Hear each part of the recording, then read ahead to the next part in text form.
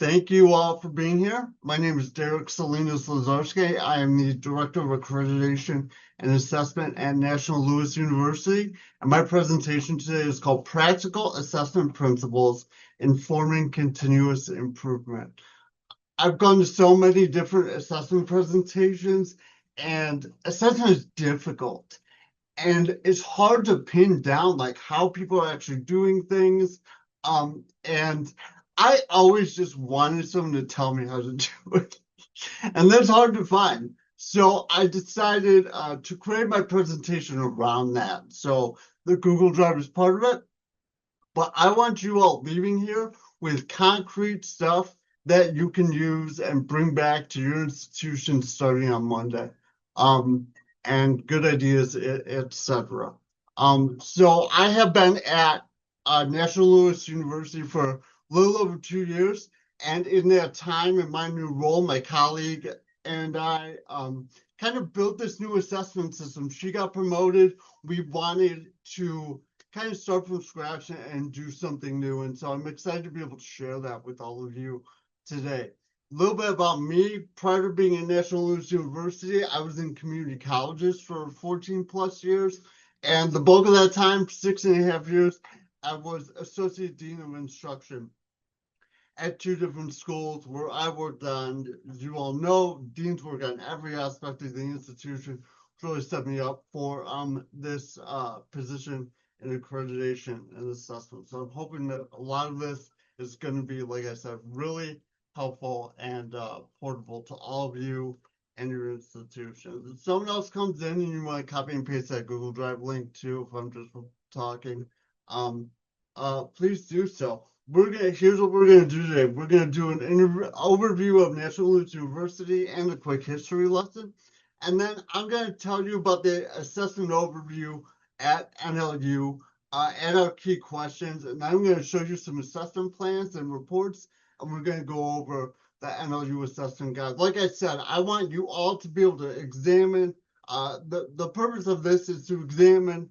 one institution's homegrown assessment principles and templates for you all to gather information that may improve your institution's assessment work. So for those of you who don't know or aren't familiar with National Louis University, we are located right in downtown Chicago on Michigan Avenue. We have a couple other campuses in northeast Illinois, and we also have a campus in Florida. NLU was founded in 1886 by Elizabeth Harrison. We're celebrating our 140th anniversary this year in Chicago to train women, largely immigrant women, as kindergarten teenagers. This was not being done really around the country, and her doing this kind of led to launching the modern American kindergarten movement. So it's a really proud history that we're a part of. We were renamed the National College of Education in 1930 and then changed names a couple of times since then. And today we have more than 60 programs, multiple colleges. So we have a College of Professional and Behavioral Studies, Graduate School of Business and Leadership. Kendall College is our culinary school, nationally renowned culinary school. The National College of Education, that C should be capitalized, the undergraduate college, and we will workforce pathways, and the Florida campus in Tampa, Florida. So these programs range from certificates all the way up to doctoral programs in nearly any different field that you can imagine. So we needed to create an assessment system that really spoke to all of these, any academic program that we could come up with at the university that needed assessment.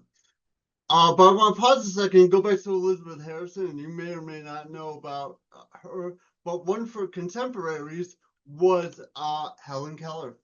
They exchanged letters in the 1950s and 1960s, and I'm not going to read all this, but suffice it to say, many of us know Helen Keller was just one of the most extraordinary individuals, one of the most extraordinary Americans, knowing her limitations and the things that she overcome to achieve just such incredible things in her lifetime, and incredible things for education. And thinking about Helen Keller led me to a really key insight about assessment. So many of you know Helen Keller's story. If you don't, right, go look it up. But Her story was immortalized in the 1962 movie The Miracle Worker. And like I said, many of you know this story, but Helen could not see or could not hear.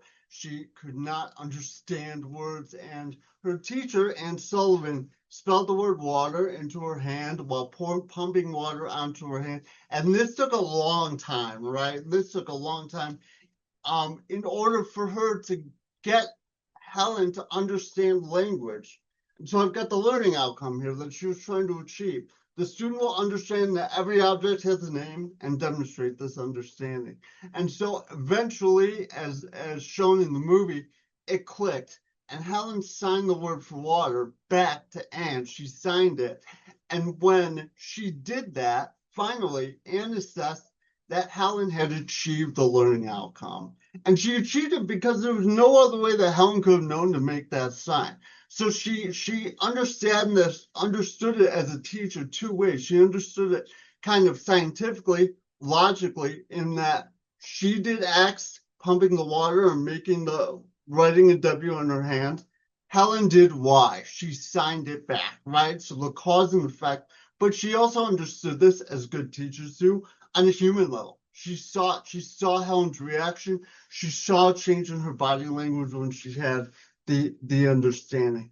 And I italicized this part at the bottom because there was no other way Helen could have known to make that sign. So Anne knew irrefutably, kind of, that Helen had understood and had achieved the learning outcome. To me, this is a really important point. There's a great book called Assessing Student Learning by Linda Susky. I recommend go check that out. One more time, I'll say it. Assessing Student Learning by Linda Susky. And she says in there that assessment is difficult and it sometimes gets a bad rap because it's not scientific, right? We are not following pure scientific method in that we cannot isolate variables to that extent. We cannot create control groups, etc. But Linda Susky says that it is action research, and so we are constantly engaging in it. However, I maintain that we still need to be as scientific as possible. We still need to make sure that we are following those principles. We are isolating variables as much as possible, and we are using our logic and our logic models to make conclusions that we are extremely confident in when it can be very difficult, right? To say, did the student learn this or not? This is a great example, one of the best examples in American history, or maybe even world history, of a student learning learning outcome. And so that's what I wanted to share, especially, with the connection to the institution. So with this, I'm going to kind of jump into how we have designed how we do assessment at National Louis University. And one of the ways is just trying to keep it simple and looking at these key assessment questions. I run our University Assessment Council every month. These questions go up to start the meeting. They're simple, they're clear, and they guide us on our way. But there's a lot of text here, but this is basically what they're saying, that assessment is a systematic measuring of student learning to improve teaching and learning. It's not scientific, but again, it's more like action research. We don't work with grades. We want to demystify that for many faculty who worry about that. Assessment informs continuous improvement, program review, accreditation. This is the part that I like. Assessment exemplifies best practices, ethical standards, and integrity regarding teaching and learning. And so not just doing assessment in the classroom, but doing large-scale assessment across the institution or even larger is just so important to the integrity of our profession. Especially in current climate when higher ed can be under attack for the effectiveness or the ROI on a four-year degree. There is some minor validity, some of those arguments I will grant, but at the same time, we are strong enough as a field to be able to show and demonstrate our own effectiveness, and assessment is one of the key ways that we do that. However, when people say assessment, when you're talking to faculty, it can be difficult. And so one of the things I've always wanted to do is move away from assessment as a box checking exercise, as an accreditation thing. Yearly, I have to do this, to a perpetual continuous improvement process that faculty want to engage in because they're excited about what they learn. I want them to get excited about the insights that they pull from their assessment reports and say, oh, this is great. I didn't know my students were learning this or not learning that, or et cetera, and I can make those improvements. The way that you make it not a box checking exercise, though, the key to this is from an administrative standpoint. I work in the provost's office. I want to make it as easy as possible for faculty to engage with the assessment process. So I'll show you how to do that in a minute, but first of all, we got to talk about learning outcomes, because it all starts with learning outcomes.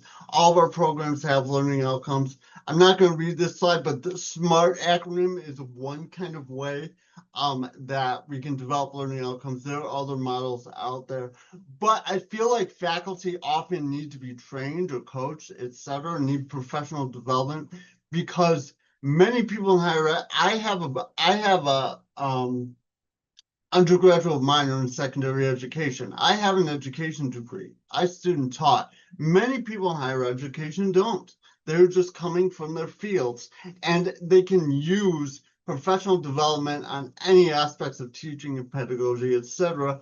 A lot of times they have not had an undergraduate course in writing learning outcomes.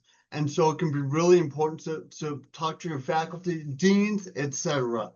One of the things that many of you know, we use Bloom's taxonomy for learning outcomes, but I want to draw your attention to the rectangle over there, is that for me, each word matters in a learning outcome. I'm also a poet.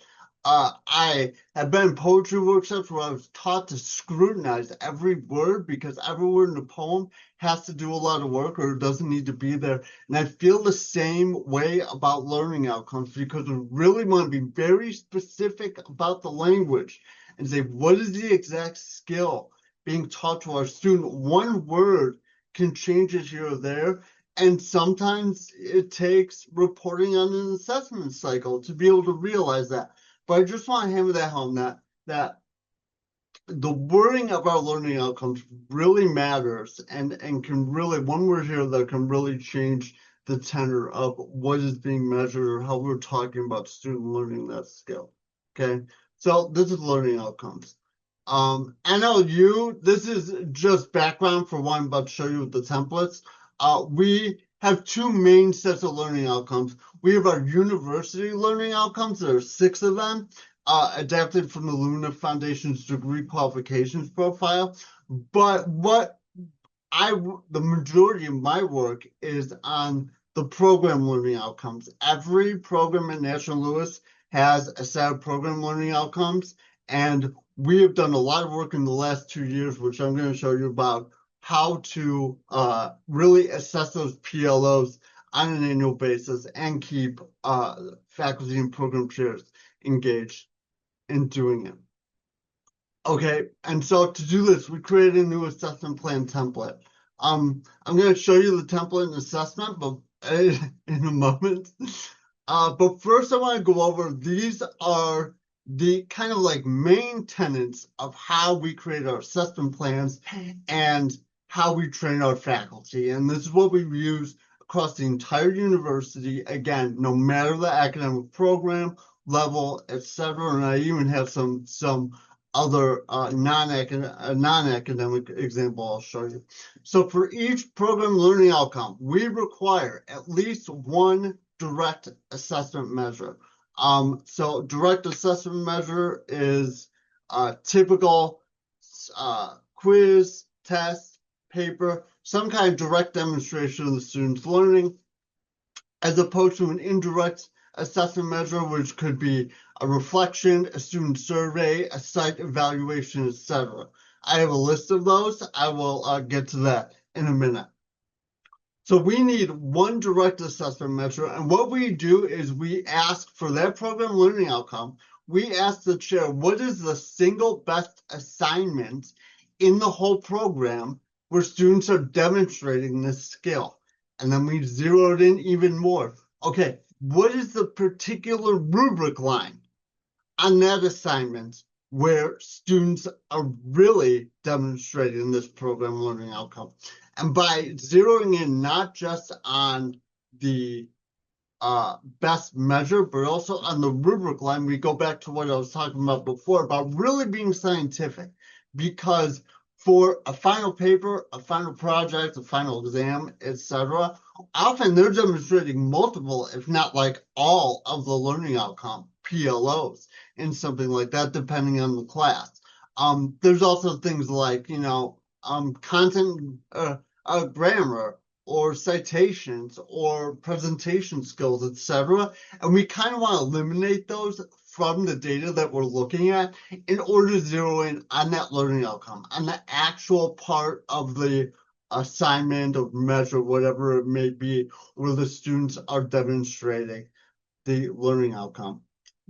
That's really the difficult part. Once we have that, we find a target, and usually we're using rubrics that have 4 different levels to them, going from null to below expectations, meets expectations, exceeds expectations. There are really a number of ways that we could do that. You probably have variations across a number of your programs, but figure out whatever tools that you're using.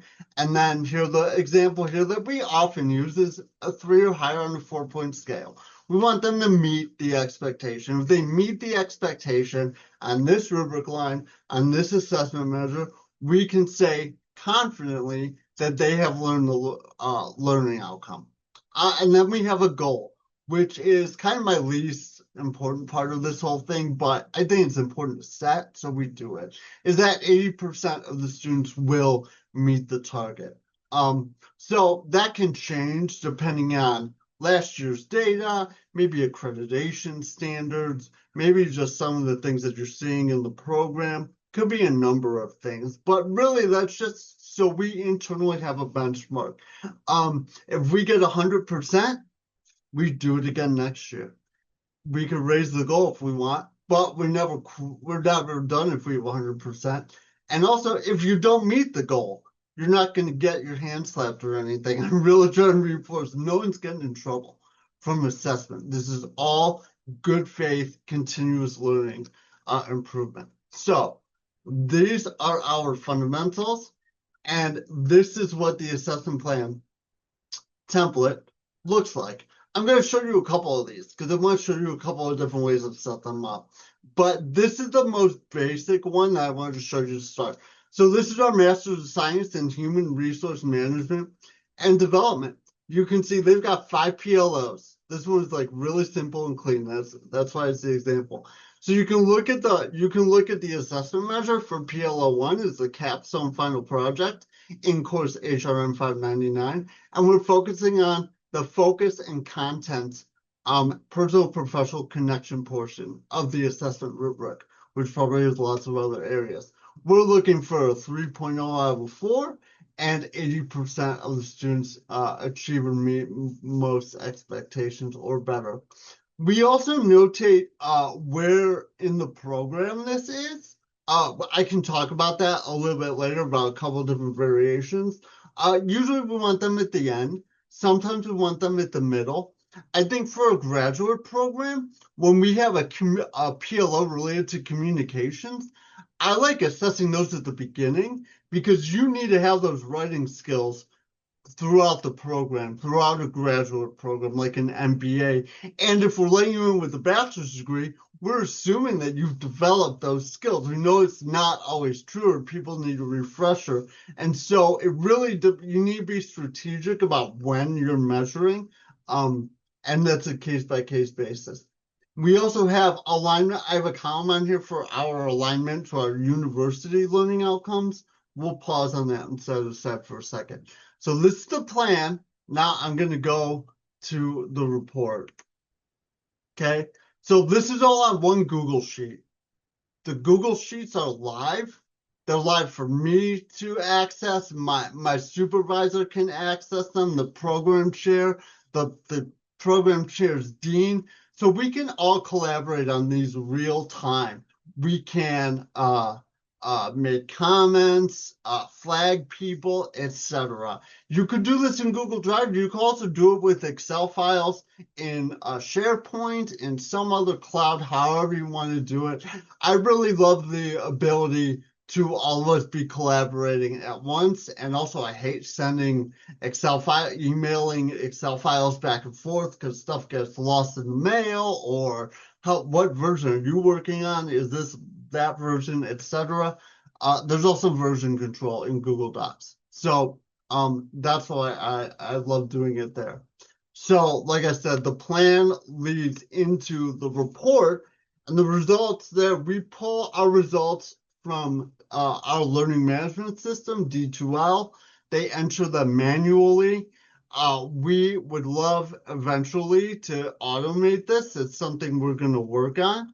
I will let you know, because I'm sure someone's asking, have you talked to a third party or explored third party vendors? We actually went through an entire process for the first 6 months of 2025, and we looked at all the main vendors and we didn't find a good fit. Either they couldn't integrate with our systems, or we didn't our interface their interface didn't kind of align with what we were doing.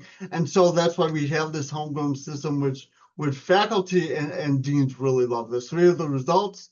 Was the goal met? This is drop down. What's the action be taken? You could change the curriculum, modify the assessment plan. I've got a number of other new options that I have in the template I'll share with you. And then I like or want the program to do one kind of substantive reflection on every PLO.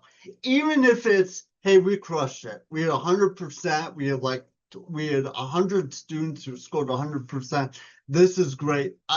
That's fine. Just show me that you're thoughtfully reflecting. And more often than not, there's always something to think about or look at, even if we're not making any changes this year. So they respond in the narrative results and action steps column. That one everyone did. I take 2 weeks out of my year and I go through every assessment report from across the college, and I put in comments. You can see sometimes I copy and paste because I have a lot to get through, but I also want them to be I give them lots of thoughtful criticism that I'm then hoping is going to show up in program review. And also just keeping them engaged with the process. I want to go back to this one. Curriculum and assessment are two sides of the same coin. Whatever's taught must be assessed to determine if it was learned. I like that. Faculty-owned curriculum. I just believe faculty-owned assessment too, and I want to keep moving us in that direction. Okay. I guess. I'm gonna pull the presentation out at this point and show you 3 other assessment plans. But first, I want to pause and see if there are any questions. Cool. Great. All right. So let me find these. These are not that one. Not that one. Okay.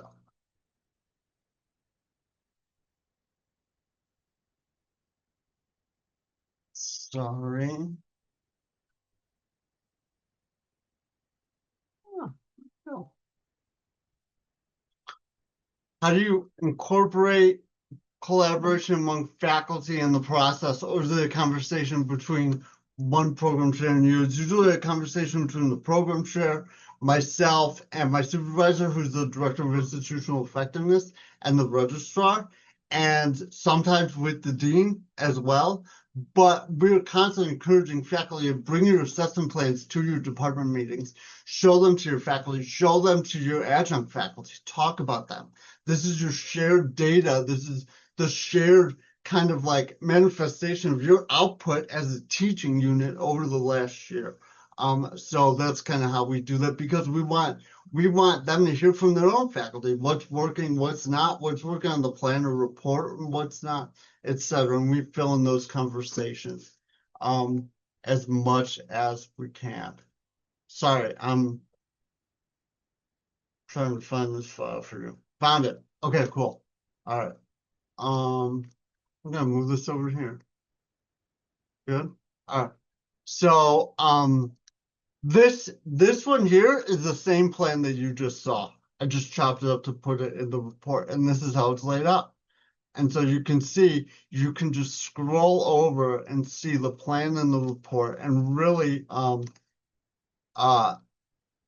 I wanted everything. I want everything. There's a William Howard Taft quote that says, "Don't write so you can be understood. Write so that you can't be misunderstood."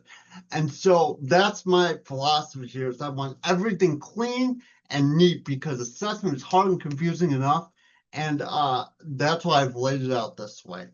And another thing, you're probably thinking to yourself, wow, this is really colorful. It is. That is intentional. You can take this, you can change these however you want. You can change the sizing, the color, the font, etc. When I make spreadsheets, I want them to be pleasant to look at. I think we have to look at so many spreadsheets, etc. And I believe this is pedagogical as well. This is good pedagogy for students. You want to keep people's attention. I don't want my faculty staring at white boxes. They're gonna hate it. Our brains don't like that. So you can design it however you want, but this is pleasing, I feel like. And that's why I designed it this way. There's a great book called Bandwidth Recovery by a writer named Gia Sheldon.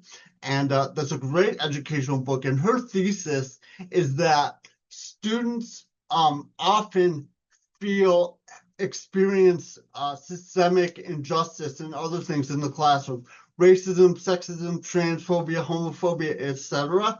And they have to, or they have other things in their life going on, housing insecurity, food insecurity, family, etc.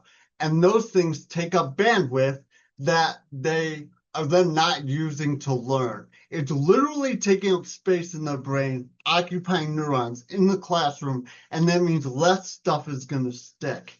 And I take the same philosophy here. If you are like enjoying what you're looking at, that means you're going to be more engaged with it and more stuff is stick. So the aesthetics are an important part of it for me.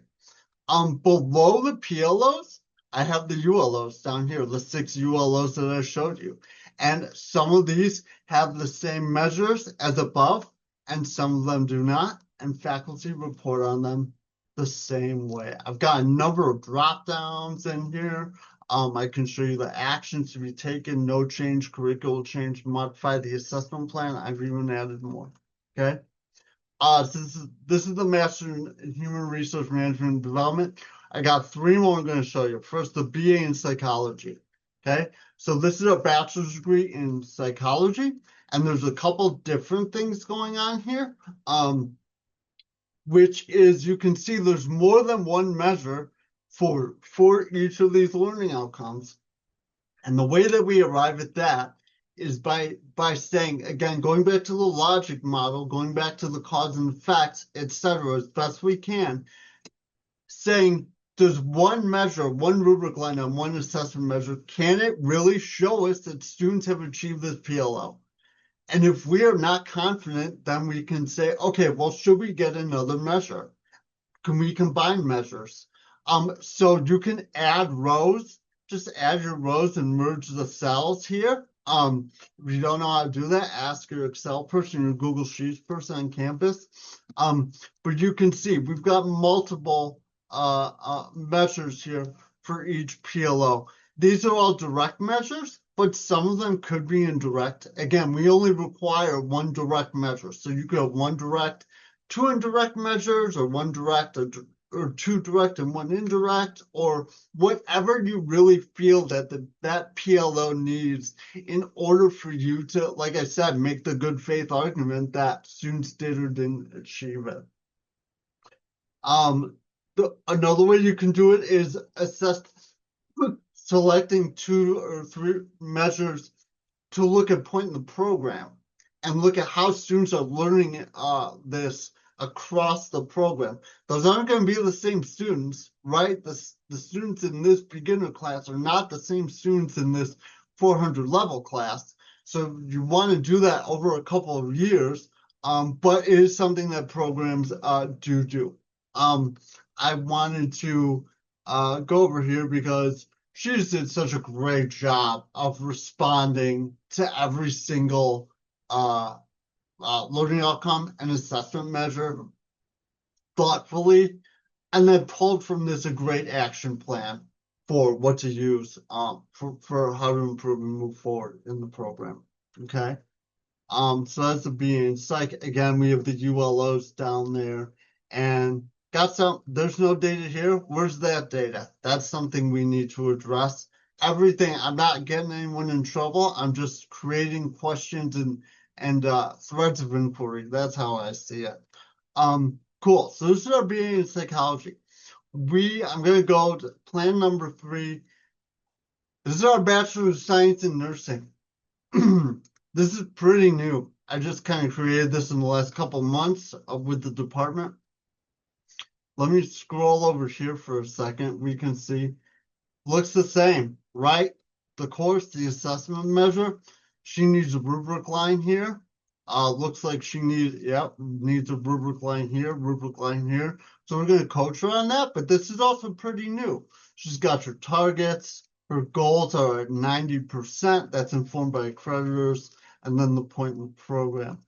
But what we also did, because I'm also in accreditation, but many of you who aren't just assessment have to do this as well.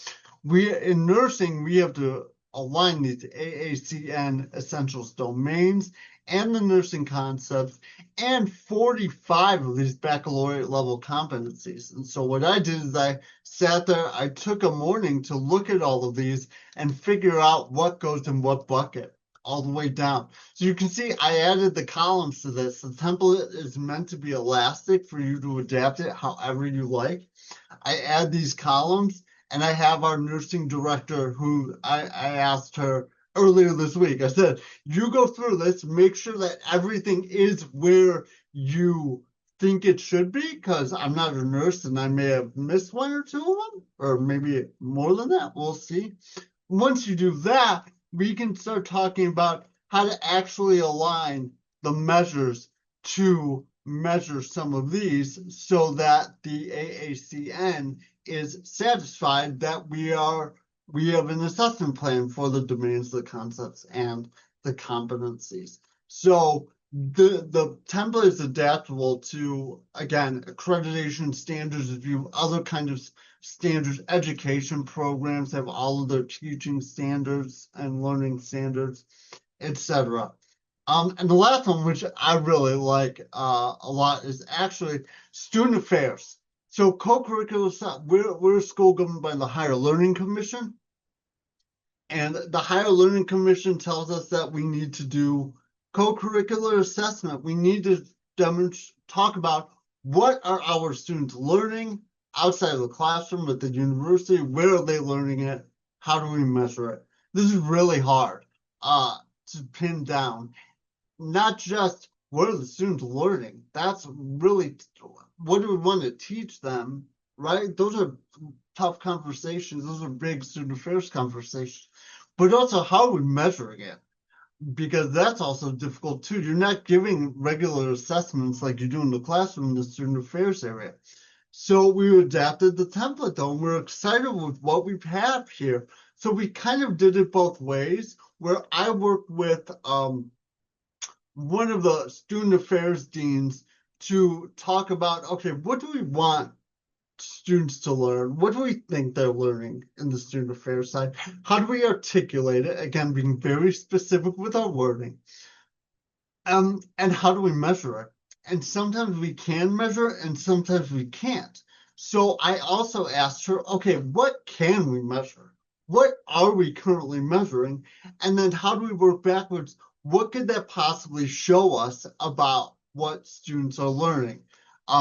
So number 1, understand the importance of engaging in community experiences. And we'll say that they have learned this if they attend at least one event that support community and inclusion in the academic year. Is that a stretch cause and effect wise? I think we're pretty much there. If they go to one of these community events, we can say that they've learned the importance of engaging in community experiences. Maybe if they go to two, then we really know that they have, or three. And so that's kind of the conversation that we can have. And so we've got the target. We can use just student attendance as the measure, etc. We've got the target, we've got the goal. Um, Actually, while I'm here, I'm going to show you one more that's even a little cleaner, um, which is easier. First year orientation.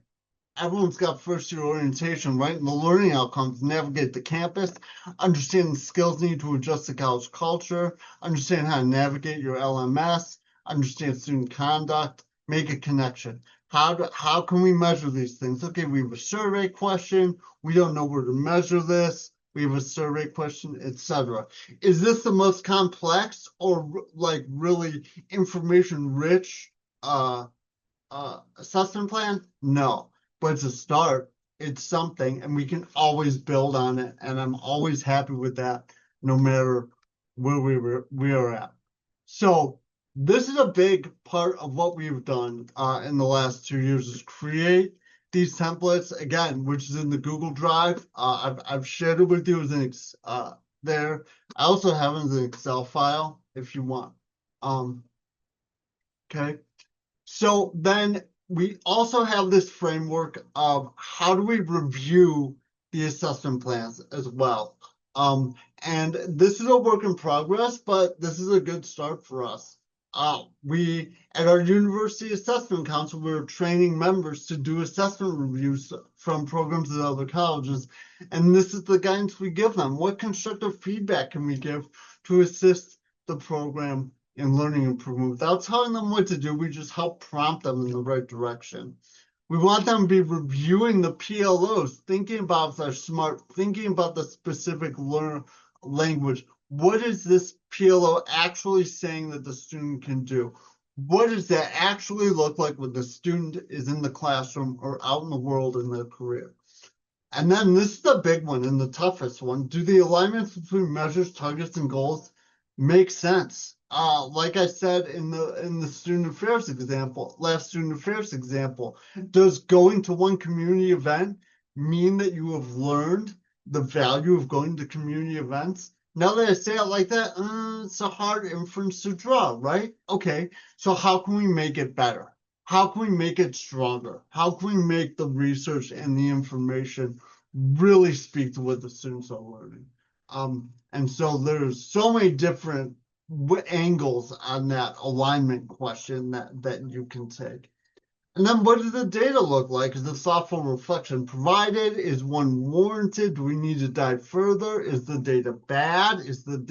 Are the ends low? Any of that, okay, we'll look at. So we have this framework and we use it with the template as well. So I did this, we went through all these plans. And I have one last thing to show you all, which is the NLU assessment guide to help kind of guide all of this work together. And I took it upon myself to start creating the assessment guide when I first got here at NLU, because I was new to the role of just working on assessment. And there's so many terms in the assessment field. And look, I actually went to hold assessment glossaries from about 8 to 10 different schools across the country, huge, big name schools, all the way to really little ones. And I found that the vocabulary can be all over the place. And so we don't need to worry about those schools are doing. We need to worry about what do we say that these things are? What is the difference between assessment and evaluation at our school? And so we created the NLU assessment guide. It was and it turned into a glossary and kind of get bigger and bigger, right? And so here's what I was talking earlier today about direct assessment, indirect assessment. Here's a great list of these, what's direct, what's indirect, what's formative, what's summative, what's pre, what's post. I feel like there are a lot of people don't ask a lot of questions because they're afraid that they're stupid questions, and they're not. Like, don't gaslight yourself. It's okay if you don't know what this is or what that is, etc. Like, I've got no shame and I have no problem asking questions myself, afraid of sounding dumb. So I just want to be able to give people as much clear information as possible. Curriculum mapping, evaluation, grading. So anyway, the takeaway here, we've got our different learning outcomes, is that does your institution have a glossary, have a guide, have a shared way of speaking about assessment to keep everyone on one page? Because again, assessment is difficult enough when you are all on the same page. Okay, so this is part moving forward, creating a culture. So that's where we're at for the last couple of years. We've got assessment plans and reports for nearly every program at the college. We have some new ones that have started that we're working with those programs on. And some of the things that we want to do is increase data collection and fidelity. We have the problem is we have desire to learn, similar to Canvas, like all the LMSs. When we have faculty copy courses over from the previous semester, they copy the course over to teach it again, right? If they change the name, that messes up our ends, and then Power BI won't pull that data for us. And so we're working on the culture of talking to program chairs, like Julie's question, going to having them go to their department meetings, etc., talking to the deans to make sure, like, hey, if this is a key assessment or a class with a key assessment in it, this rubric's got to stay the same. Don't modify the rubric, don't change the name, don't change the name of the class, etc.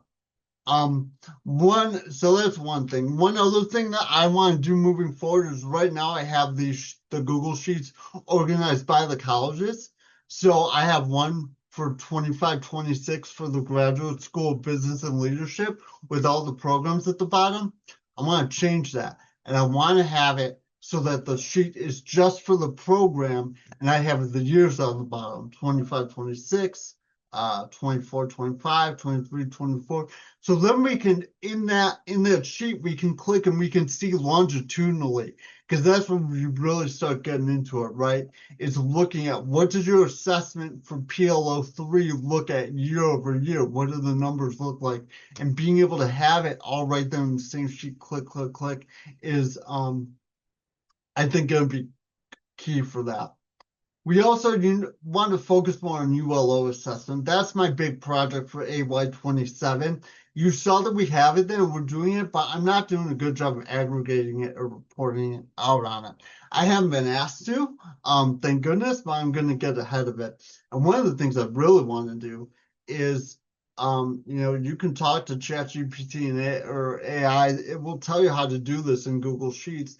Is I want to create a sheet that's just a ULO dashboard, and then figure out how to write the formulas from all of those other sheets from all the programs to pull the data so I can aggregate and have a ULO dashboard by college and then for the whole university. And then we want to continue to build an assessment culture and structures that serve the university. We want people, I'm not going to say excited about assessment, but we want people engaged in assessment and thoughtful about assessment and seeing how assessment connects and touches and informs really so many different parts of the university, but really wants to make faculty's lives easier by giving them better information by which to serve their students, create curriculum, run their operations, etc. So that's my content. So I've gone through the following assessment principles in my session today: learning outcomes, how we design those, assessment plan fundamentals, the plan and report template, the review questions, and the assessment guide. And now at this point, I'm just want to be interested in what you all think. Is there you have any other questions, or is there anything here? This is my real hope that you're like, this is really cool. I can't wait to bring it back, because I'd be really interested to hear kind of more specifically what is speaking to you and what's really working for you that helps me know like from the outside what's working for us. So, with that, I will finally stop talking and open the floor.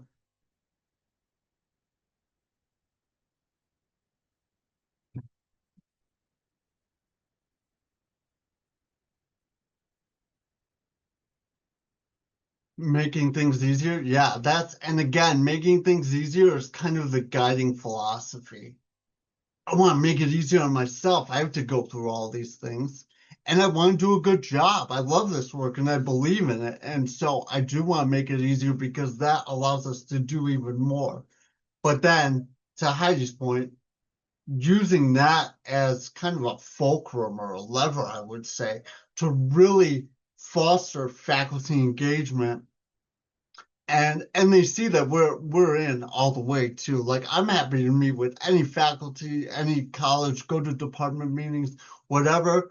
They'll know that about me. And so just showing them that you're that much in it makes them show up. Yeah. Yeah, and faculty training, um, so they understand the reasonings behind it, right? And we do have to check boxes. We do have to fulfill requirements from accreditors or program review or other compliance issues.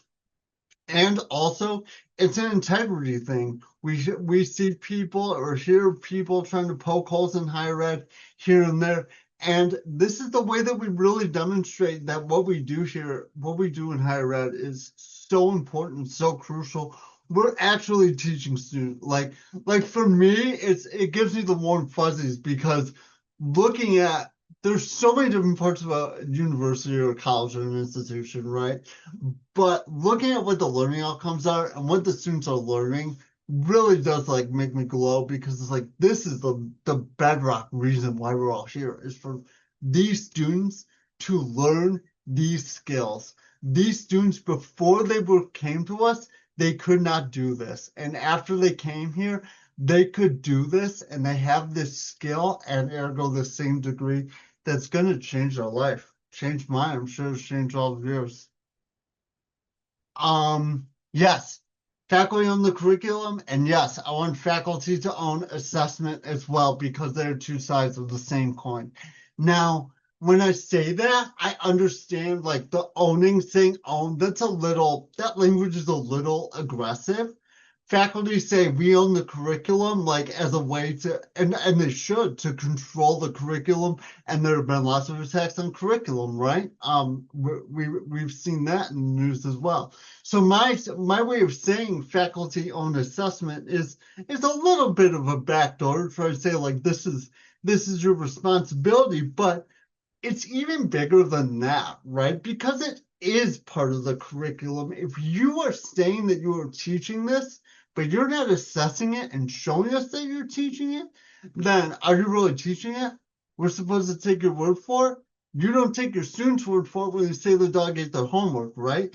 And so we have to. It's part of that integrity thing.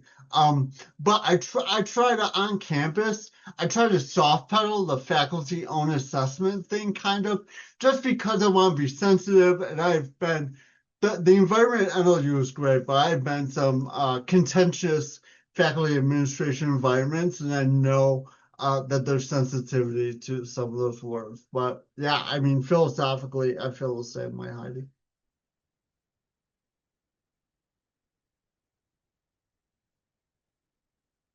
Any other questions? Let's see. Doesn't matter what you teach, it only matters what they learn. Yeah, I mean, it doesn't matter what you say, it matters what they remember, right? I've got two small kids, I experience that every day. Okay, let me see. I think I found a slide.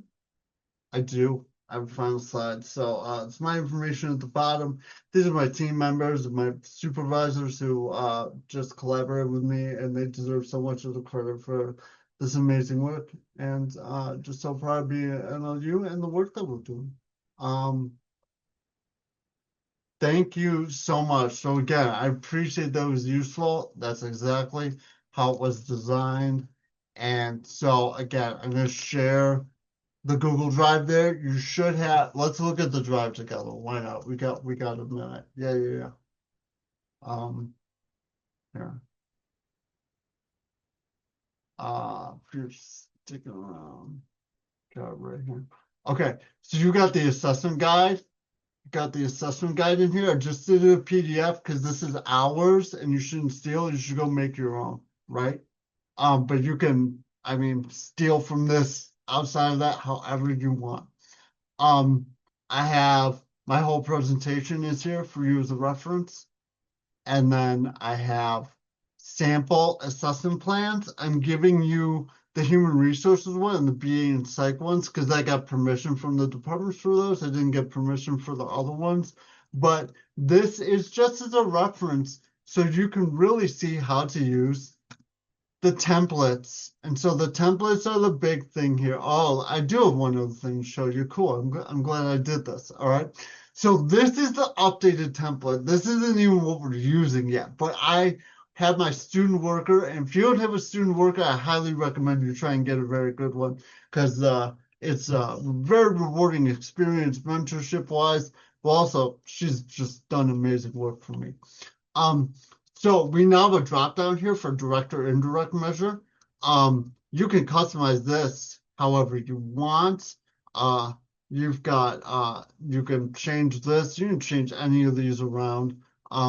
And just if you don't know how to use Google Sheets, really just type it into Google, type anything into Google, it'll tell you.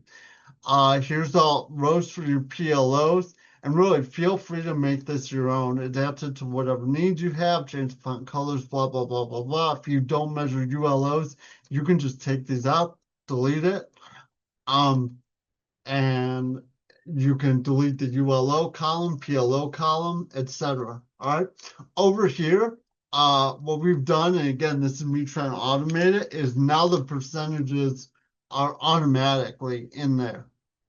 So before I just kind of had one big rectangle for them to type in manually and say, and it's just easier and cleaner, and then we're able to automate it more, and it leads to more stuff I want to do down the line with the formulas. To be so that's there. Was the goal met? Yes or no? NA. It either was or it wasn't. And then select an action taken. Again, we have no change, curriculum, modify the plan, administrative change, instructional change, could be other, could be hiring a front desk person, right? Could really literally be anything because assessment is all about inquiry and you go where the leads take you. If you're a detective fan like me. And then you've got your narrative portion for the results, action steps. Again, you just modify this however you want, whatever works for you. Oh yeah. And then as a bonus, got the curriculum map template here. So you can put the PLOs in here, course name, title, put them in here. My dream, this is another thing I want to do down the line, is I want to collect all the rubrics. This is maybe pie in the sky dream, but I want all the rubrics on Google Drive, and that way we can put in here not just when a concept is introduced or forced or students achieve proficiency. We're also going to put where it's assessed, and then wherever it's assessed, we want to put the assessment measure in here. We want to take this assessment measure and put it in there, the final paper, personality theories, content, and focus. We can say, oh, this is where it's reinforced and assessed, and this is what the measure is, so we know. And then we can, if I collect them all and put them in file folders on Google Drive, then I can do my favorite thing ever, which is I can link them and just have it linked. And I love just linking stuff together on Google Drive, Google Sheets, Google Docs. And one of the main reasons I love that, and maybe this will be my last point, is that I want anyone at the institution or otherwise to be able to pick up these assessment plans and know what they're looking at. I don't know about you, but I have seen so many different assessment plans, forms, reports, things from this accreditor or from that institution, etc. And it is just hard to read all the way to like making your head hurt and your eyes cross, right?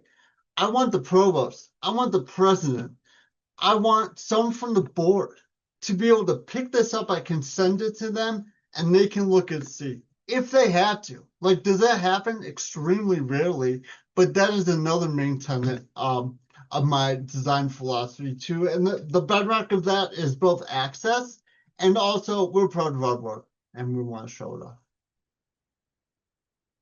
Okay, so that's what I've got. Any final words, final questions? Well, been great audience in the chat.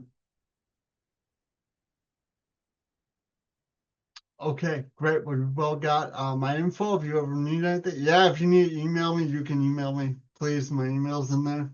Find me on LinkedIn if you want. Um, and feel free to share uh anything. And otherwise, thank you all so much for being here, for being engaged. Thank you all to coaches. And everyone have a great rest of the symposium and a great weekend.